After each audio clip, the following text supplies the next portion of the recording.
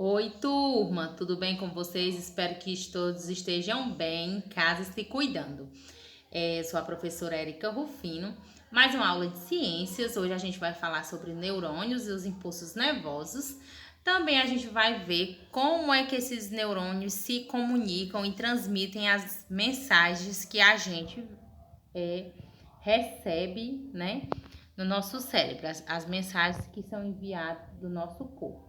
Lá na página 126 do nosso livro didático de ciências, tem uma pequena explicação para poder a gente se aprimorar e aprender mais um pouquinho, além desse vídeo que a tia achou super interessante, que é do professor Gustavo, tá? Que a gente vai assistir e ele faz uma explicação riquíssima sobre os neurônios, tá? E esses impulsos nervosos, explicando suas funções, parte por parte, para poder deixar nossa aula ainda mais rica, tá bom? E cheia de informações que vocês necessitam, tá? E umas ilustrações aí lindas que vocês merecem tudo de bom, tá bom? Depois a gente vai para a nossa atividade para aprender mais um pouquinho e a professora está à disposição de vocês. Vamos lá iniciar nosso vídeo.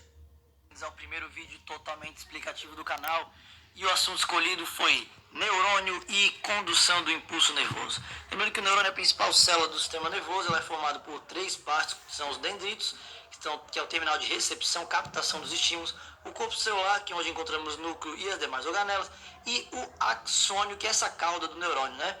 Lembrando que a maioria dos neurônios possui o axônio envolto por uma camadinha de gordura chamada bainha de mielina, que nada mais são do que células, ou células de Schwann ou oligodendrócitos, depende se isso é um neurônio do sistema nervoso central ou do sistema nervoso periférico.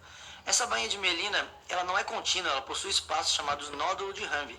E é por esses espaços que o impulso elétrico será conduzido, numa condução conhecida como saltatória, o que aumenta muito a velocidade de condução.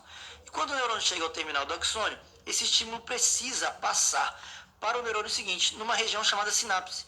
Mas perceba pela imagem que não há contato físico nessa sinapse. Então, como que o neurônio da esquerda faz para estimular o da direita?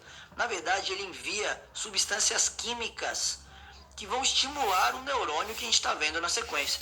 Como que ele estimula? O neurônio da sequência ali, o neurônio pós-sináptico, ele possui receptores para essas substâncias químicas.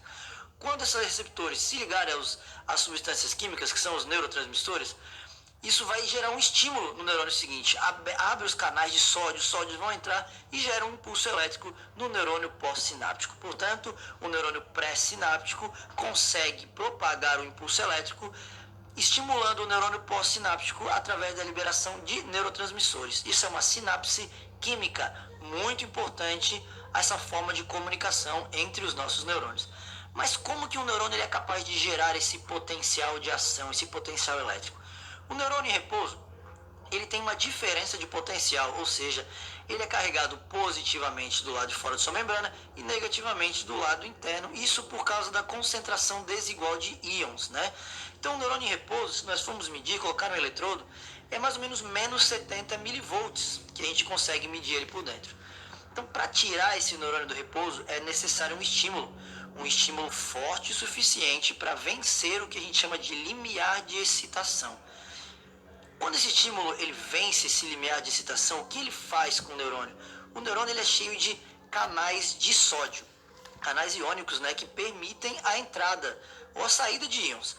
O sódio ele tem tendência a entrar, mas esses canais no repouso estão fechados. Então o que o estímulo faz? Abre o canal. O estímulo promove a abertura dos canais de sódio, portanto eles vão querer entrar com muita força, já que o gradiente eletroquímico vai dizer isso. Com a entrada de íons com carga positiva, eu vou começar a inverter a minha polaridade nessa região de entrada. Esse fenômeno é chamado despolarização de membrana e chega a deixar o interior do neurônio positivo em relação ao exterior. Então eu vou inverter a minha polaridade. Então aqui eu acabo de gerar um potencial de ação, um impulso elétrico que será propagado por todo o neurônio, sempre no sentido dendrito, corpo celular, axônio, dendrito, corpo celular, axônio. Então, essa despolarização, esse impulso será propagado, então ele vai percorrendo ali da esquerda para a direita na nossa imagem. E como ele faz isso?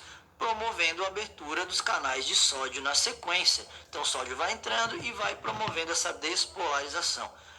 Por onde o impulso já passou, nós voltamos àquele repouso inicial, nós voltamos a repolarizar essa membrana, né? Como estamos vendo aí na imagem, a gente volta ao estado inicial.